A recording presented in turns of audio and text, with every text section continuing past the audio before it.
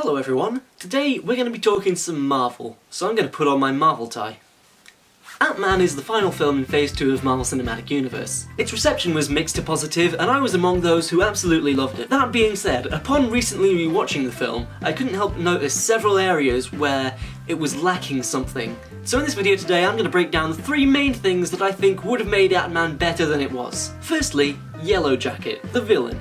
By far the worst thing about Ant-Man. His character is unbelievably one-dimensional, Corey Stoll's performance is weird, cartoony, and frankly sometimes boring. If he had a mustache, he would be twirling it. So here's my pitch for a better version of Yellow Jacket. What if, instead of resenting Hank Pym and doing everything he's doing for revenge against Hank Pym, Darren Cross is instead trying to impress Hank Pym, trying to win his approval. Hank, for obvious reason, doesn't want to experiment further with the Pym particles, but in Darren's mind, going forward with the Yellow Jacket suit is a perfect way to honour Hank's legacy. That way, instead of falling into the Marvel villain trap of a guy who goes mad for no reason, Darren's motivations are more sympathetic. He truly does see himself as the hero in his own story. We could maybe even find out that Darren lost his own father and sees Hank as a father figure, which furthers his desire to create the Yellow Jacket suit and do everything he's doing. And over the course of the movie, Darren will keep experimenting and keep failing in experiments, and this will start to grate on him. He'll start to get more frustrated. All his experiments aren't working, Hank doesn't approve of what he's doing, but he's sure if he can just figure it out, then maybe he'll finally have that approval from Hank that he's craved all these years. Maybe instead of straight up murdering some random guy in a bathroom, Darren gets under the impression that he's finally figured out his shrinking technology, and he gets a close friend of his to test it out. Of course, this results in another failure, and that man does end up dying. And this crushes Darren, this breaks him. He's just seen someone close and trusted die before his eyes, and it is entirely his fault. Add that guilt to the feeling of inadequacy he already feels, and you start to get the foundations for his villainous motivation. We start to see his morality start to break. And soon afterwards, of course, he discovers that Hank has been working with Scott Lang to try and steal his Yellow Jacket technology to stop him from using it. Time after time, he's tried to win the approval of his mentor, and time after time, he's been rebutted. And now he finds out, after all these years, that Hank has a new favourite. That is the absolute last straw. After everything that Darren's done for him, he trusts a common thief with the Ant-Man suit. How dare he? And now Darren has a very personal resentment of both Hank and Scott. And that is what completes his transformation into a villain. That is why he gets the Yellow Jacket suit on himself, and that is why he goes to attack Scott's family. That's why he does everything that he does in the third act of the film. That's my pitch for a better version of Yellow Jacket in the Ant-Man movie. My second area of improvement is Scott. This is kind of a small thing,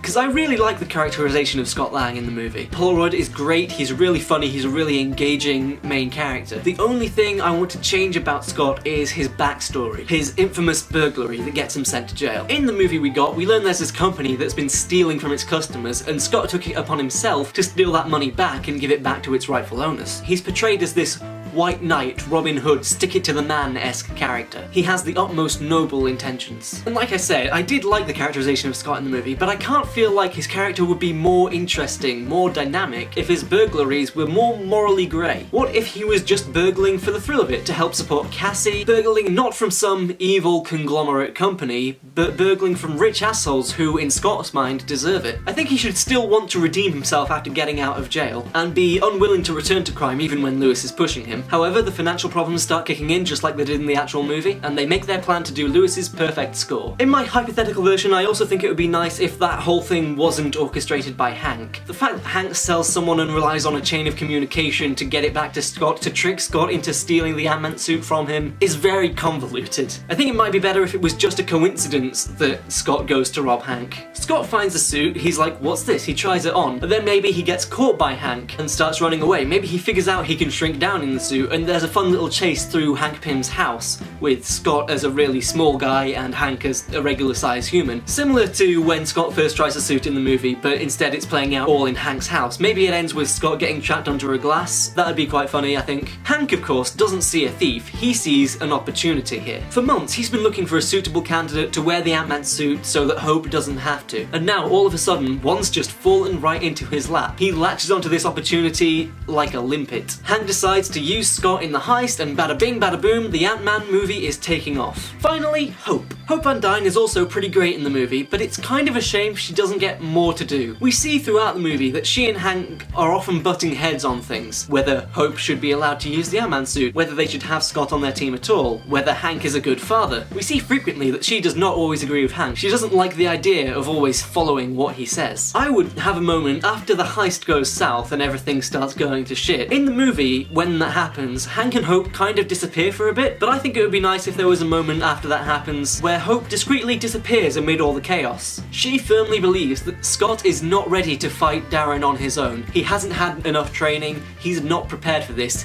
He's going to need help. And so she goes back to the Pym house, where she already knows there's a suit for the Wasp. In the final act, when Scott and Yellowjacket are duking it out on the train set, which is a great scene, the Wasp comes in and starts helping Scott, and we see that they're starting to beat Darren. I just think it'd be cool to have at least one sequence of Ant-Man and the Wasp working together before they get their team-up movie in the sequel. Because then we can see how they operate not just as love interests, but also as a team working together fighting the bad guy. Also, after hearing the way in which her mother died, when Scott decides he's gonna go between the molecules to stop Yellowjacket, that would add an extra layer of emotion to that scene. Maybe give a bit more impact to that moment. To sum up, the things I would have liked to see in Ant-Man were a better, stronger villain, a more morally grey hero, and Ant-Man and the Wasp teaming up in the finale. And like I said at the start of this video, I do really like that movie, but those are just some of the changes I would make to Ant-Man if I had the power to do so. Which I don't. So thank you all for watching this video, that's all I have to say on the matter. Let me know what your thoughts on Ant-Man were in the comments, let me know anything you thought needed changing in the movie, if you agree or disagree with the things that I said, and if you liked, you can subscribe to see more content from me. That's it for this video, so thank you all so much for watching, and as always, I will see you in my next one. Bye!